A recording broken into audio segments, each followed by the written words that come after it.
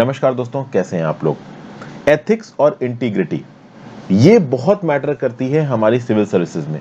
अगर आप civil servant हैं, आप भले ही किसी लेवल पे हो, आईएएस हो, आईपीएस हो, थोड़ा और नीचे लेवल पे चले जाइए, उस लेवल पे हो, तो भी आपसे एक्सपेक्ट किया जाएगा कि एक bare minimum amount of morality, ethics, integrity, aptitude आप अपने अंदर रखो। इस स्पेसिफिक एस्पेक्ट के लिए यूपीएससी ने जीएस पेपर 4 भी इंट्रोड्यूस किया है एथिक्स के रिस्पेक्ट में। वो सब तो आपने देखा ही, आप लोग तैयारी कर रहे हो तो आप जानते ही हो। और आज की डेट में ये जो एथिक्स है ना एक सिविल सर्वेंट के अंदर, ये एक रिक्वायरमेंट नहीं है, ये एक नेसेसिटी बन चुकी है। क्योंकि अगर आपके अंदर एथिक्स नहीं है तो आप सर्वाइव ही नहीं कर पाओगे। दो न्यूज यहां पे निकल के आई हैं, दोनों थोड़ी अलग अलग न्यूज है और मैं दोनों आपके साथ डिस्कस करूंगा। पंजाब के एक सीनियर आईएएस ऑफिसर हैं, डायरेक्टर है पंजाब रोडवेज डिपार्टमेंट में। इनको यहाँ पे सीबीआई ने अरेस्ट किया, सेंट्रल ब्यूरो ऑफ इन्वेस्टिगेशन ने इनको अरेस्ट कर लिया। इनके ऊपर घूस लेने का इल्जाम लगा, ब्राइब लेने का इल्जाम लगा। बाद में इनके घर पे जब रेड मारी गई तो 30 लाख रुपया कैश मिला। अमूमन कर एक गवर्नमेंट सर्वेंट जिसकी तनख्वाह 1-1.5 लाख रुपए है, 30 लाख रुपए कैश में अगर रखा मिल जाएगा तो ये पूछ लिया जाएगा कि भाई कहां से आया इतना कैश पैसा, क्योंकि तनख्वाह से तो इतना अरेंज कर पाना मुश्किल है। एक न्यूज ये है। दूसरी न्यूज यहां पे ये है कि देहरादून के अंदर एक एसोसिएट प्रोफेसर मेडिकल की, ये देहरादून के हेल्थ सेक्रेटरी, और हेल्थ सेक्रेटरी सीनियर लेवल का आईएएस ऑफिसर होता है, उनकी वाइफ को ट्रीट करने के लिए गई और वहां पे कुछ मिसमैनेजमेंट हुआ और यहां पे एसोसिएट प्रोफेसर का ट्रांसफर हो गया। ट्रांसफर के बाद इन्होंने रिजाइन कर लिया और फाइनली अब हेल्थ सेक्रेटरी से यहां पे क्वेश्चंस पूछे जा रहे हैं। इन दो न्यूज के थ्रू हम ये समझने की कोशिश करेंगे कि ज्यादातर बच्चे जो एग्जाम की तैयारी ये सोच के करते हैं कि कल की डेट में हम आईएएस बन जाएंगे, आईपीएस बन जाएंगे तो हमारे पास पैसों की कोई कमी नहीं होगी, ओवरऑल हमारे पास एक बड़ा सा बंगला होगा, पर्क्स एंड प्रिविलेजेस मिलेंगे। पर्क्स एंड प्रिविलेजेस, बड़ा सा बंगला सोचना ये तो चलो ठीक है, एक नॉर्मल ट्रेड है। ये सोचना कि हम बहुत ताकतवर होंगे, हम बहुत कुछ कर सकते हैं, ये सोचना कि चलो ठीक है हमारे घर में किसी को प्रॉब्लम होगी तो हम ताकत के दम पे उस प्रॉब्लम को सॉर्ट आउट कर लेंगे, हमें कोई परेशान नहीं कर सकता सोसाइटी का एंटी सोशल एलिमेंट। लेकिन हम किसी के खिलाफ कुछ भी कर लेंगे, हम एक लिमिट से ज्यादा ताकतवर हैं, हमारे खिलाफ कोई चेक एंड बैलेंस नहीं है। अगर ये सोच के कोई तैयारी कर रहा है तो ये दो news is an eye opener for him. समझते हैं यहां पे हुआ क्या। आज की डेट में देखिए करप्शन कैसे पैदा होता है कि आप किसी एक ऐसी पोजीशन पे बैठे हो और उस पोजीशन पे बैठ के आप ऐसा कुछ कर सकते हो जिसके लिए जो बेनिफिटिंग पार्टी है वो आपको कुछ पैसा दे जाए। अब हुआ ये कि यहाँ पे जो पंजाब रोडवेज डिपार्टमेंट के जो डायरेक्टर थे, अब पंजाब रोडवेज डिपार्टमेंट जो है वहां पे ओवरऑल प्रमोशन वगैरह होते होंगे, तो प्रमोशन के लिए एक इंडिविजुअल का प्रमोशन ड्यू था। जनवरी 2022 में बैठी थी डीपीसी। देखिए केंद्र सरकार के डिपार्टमेंट में और राज्य की सरकारों के डिपार्टमेंट में डीपीसी का मतलब होता है डिपार्टमेंटल प्रमोशन कमेटी। जब भी प्रमोशंस ड्यू होते हैं तो सीनियर ऑफिसर्स की एक कमेटी बैठती है और वो कमेटी डिसाइड करती है कि हाँ भाई किसके खिलाफ कौन सा विजिलेंस केस है, इसके कितने साल ऑफ सर्विस पूरी हो गया, इसका ट्रैक रिकॉर्ड कैसा है, क्या इसकी अपार वगैरह एनुअल प्रोग्रेस रिपोर्ट सही है कि नहीं है, और उसके आधार पर कुछ नाम यहाँ पे रिकमेंड किए जाते हैं। तो एक इंडिविजुअल थे जिनका नाम यहाँ पे रिकमेंड होना था, वो ड्यू थे to be promoted as a general manager in Punjab Roadways. लेकिन बात यहां पे ये थी कि डीपीसी के अंदर बैठे जो सीनियर डायरेक्टर थे पंजाब रोडवेज के, जो कि एक सीनियर अधिकारी थे, इन्होंने यहां पे 5 लाख रुपए की घूस मांगी। ऐसा न्यूज़पेपर में लिखा हुआ है, मैंने जाके ग्राउंड लेवल पे फैक्ट्स नहीं देखे हैं। 5 लाख की घूस मांगी, घूस में थोड़ा निगोशिएशन हुआ, 2 लाख पे बात तय हुई।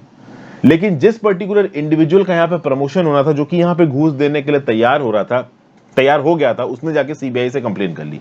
सीबीआई ने ओवरऑल इस मैटर को इन्वेस्टिगेट किया, ठीक है ना, ग्राउंड लेवल पे थोड़ी सी स्पाइंग हुई और रंगे हाथ यहां पे डायरेक्टर साहब को पकड़ लिया गया और 2 लाख रुपए के लिए इनके घर पे छापा पड़ा, 30 लाख रुपया कैश मिला और जो यहां पे नाक कटी वो एक अलग बात है। अब देखिए क्या सही क्या गलत, ये रिस्पॉन्सिबल थे नहीं थे, इसके लिए प्रॉपर इन्वेस्टिगेशन होगी, डिपार्टमेंटल कमिटीज बनेगी, उसमें हम नहीं जाएंगे। लेकिन यहां से आपको क्या सीखने को मिला, आज की डेट में हम एक ऐसे जमाने में रह रहे हैं जहां पे हर इंसान के पास अगर कुछ चीज ड्यू है, फॉर एग्जाम्पल कल की डेट में आप आईएएस बन के ग्राउंड लेवल पे, ठीक है ना, किसी डिस्ट्रिक्ट में डेवलपमेंटल वर्क्स करवा रहे हो और वहां पे मनरेगा का एलोकेशन आता है, तो मनरेगा के एलोकेशन में आप ये सोचो कि भाई मैं इस जगह के लोगों को या इन पर्टिकुलर कम्युनिटी के लोगों को मदद कर दूंगा, दूसरे को मदद नहीं करूंगा। तो ये मत सोचिए कि आप वहां पे सब कुछ कर रहे हो, आप अकाउंटेबल हो लोगों को, और आपकी अकाउंटेबिलिटी तय करने के लिए सवाल पूछ लिया जाएगा आपसे वहां पे। इसीलिए आज की डेट में जो सिविल सर्विसेज है ना बहुत चैलेंजिंग हो गई है। आज से 15-20 साल पहले चले जाओ आप, ठीक है ना। अब तो खैर सोशल मीडिया का जमाना है, कोई सिविल सर्वेंट कुछ बदतमीजी करे, गलत तरीके से एक्ट करे तो उसके खिलाफ ट्विटर पे ट्वीट हो जाती है, सीधे prime minister office, NITI Aayog, Nirmala Sitharaman, इन सब लोगों को टैग कर दिया जाता है।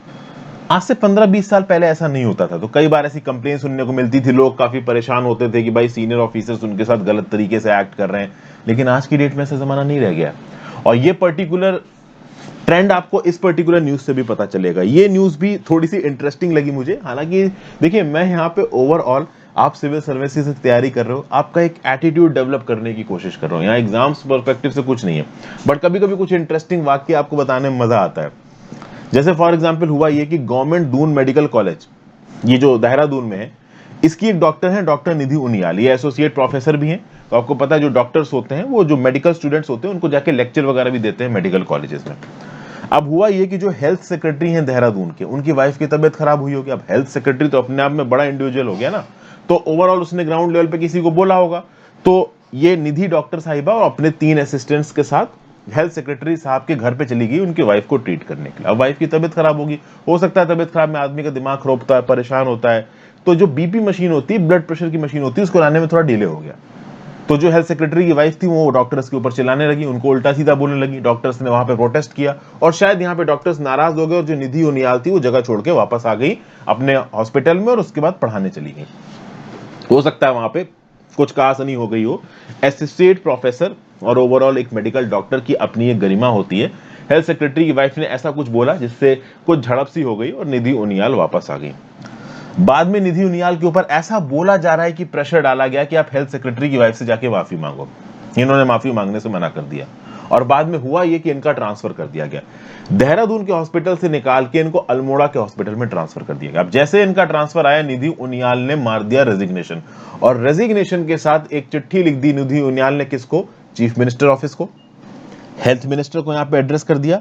और जो मेडिकल कॉलेजेस थे, जैसे देहरादून में जो GDMCH मेडिकल कॉलेज है उसके प्रिंसिपल को, और जहां पे उनका ट्रांसफर किया गया था अल्मोड़ा में सोबान सिंह जीना मेडिकल कॉलेज, उसके प्रिंसिपल को, और इन्होंने अपना रेजिग्नेशन दे दिया। ठीक है ना। दोनों कॉलेजेस को रेजिग्नेशन इसलिए थे क्योंकि वो वहां पे काम करें तो बताना तो पड़ेगा ना, हमने नौकरी छोड़ी। अब चीफ मिनिस्टर के पास चिट्ठी पहुंची, ओवरऑल इस पर्टिकुलर इवेंट को मीडिया कवर कर रही थी, तो चीफ मिनिस्टर ने इमीडिएटली जो ट्रांसफर था यहाँ पे निधि उनियाल का उसको रोक दिया। अब सोचिए, हेल्थ सेक्रेटरी के कहने पे इनका ट्रांसफर हुआ, ऐसा यहाँ पे एलेज किया जा रहा है। हेल्थ सेक्रेटरी साहब ने ओपनली यहाँ पे बोल दिया है कि अल्मोड़ा के हॉस्पिटल में वैकेंसीज थी इसलिए ट्रांसफर किया गया है, यहाँ पे कोई वेंडेटा नहीं निकाला गया है। हेल्थ सेक्रेटरी साहब ओपनली बोल रहे हैं कि आप प्रूव करो कि मैंने आपके अगेंस्ट वेंडेटा निकाला है, क्योंकि यहाँ पे निधि उनियाल ने हेल्थ सेक्रेटरी के ऊपर इल्जाम लगाया है कि चूंकि इनकी वाइफ के साथ मैंने इस तरीके की बात की इसलिए ये मेरा ट्रांसफर कर रहे हैं, मैंने माफी मांगने से मना कर दिया इसलिए मेरा ट्रांसफर कर रहे हैं। हेल्थ सेक्रेटरी साहब बोल रहे हैं प्रूव करो। हेल्थ सेक्रेटरी कोई बड़ी पोस्ट नहीं होती है, उत्तराखंड स्टेट के सीनियर मोस्ट आईएएस ऑफिसर्स में से एक होगा हेल्थ सेक्रेटरी। और यहां पे ओवरऑल ऑर्डर्स रिवर्स हो गए। चीफ मिनिस्टर पुष्कर सिंह धामी साहब ने निधि उनियाल के ट्रांसफर को रोक दिया और अभी रेजिग्नेशन उनका पूरी तरीके से एक्सेप्ट नहीं हुआ है। रेजिग्नेशन अभी के लिए निधि उनियाल विड्रॉ कर सकती है। तो मान लीजिए एक बार को, अभी हम 100% नहीं बोल सकते, लेकिन मान लीजिए एक बार को यहाँ पे हेल्थ सेक्रेटरी साहब ने गुस्से में ट्रांसफर करवाया निधि उनियाल का, ट्रांसफर पलट गया, तो क्या यहाँ पे अब हेल्थ सेक्रेटरी की आपको एक लिमिट से ज्यादा पावर लग रही है? तो जो लोग आप में से ये सोच रहे हैं कि भाई हमारे पास बहुत ज्यादा पावर होगी सिविल सर्विसेज में आने से और सिर्फ पावर के लिए, और ये सोच के कि हम कुछ भी जाके वहां पे कर सकते हैं, अगर ये सोच के सिविल सर्विसेज में जा रहे हो, भाई साहब बहुत जबरदस्त पुशबैक मिलेगा। क्योंकि जब तुम पहुंचोगे ना ग्राउंड लेवल पे काम करने के लिए, इतने चैलेंजेस आएंगे, नो डाउट आप IAS IPS बन के जाओगे तो बहुत सारे लोग आपको सलाम ठोकेंगे, बहुत सारे लोग आपको साफ साफ करेंगे, लेकिन कुछ ऐसे भी लोग होंगे जो आपको आके उल्टा सीधा गरिया सकते हैं।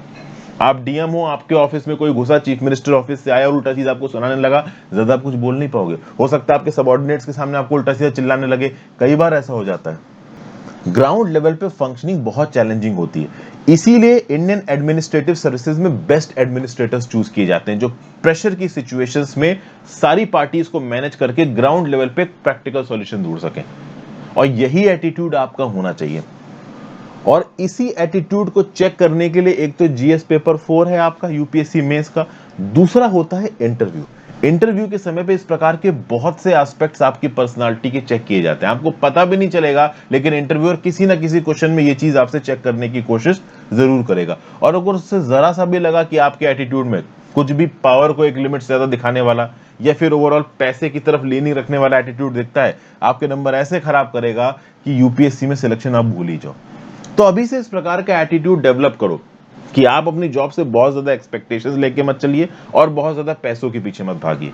ट्रस्ट मी, कल की डेट में आप सेलेक्ट हो जाओगे तो आपके पास पैसे भी होंगे, सारे पर्क्स एंड प्रिविलेजेस होंगे, आपके पास पावर भी होगी। ऐसा कुछ नहीं कि आपके पास ये सब नहीं होगा, सब होगा, लेकिन बहुत ज्यादा एक्सपेक्टेशंस और दिमाग में ख्याली पुलाव मत रखना प्रिपरेशन के समय पे, वो कहीं ना कहीं ओवरऑल एंड टाइम पे आपके सिलेक्शन के चांसेस को हिला सकती है।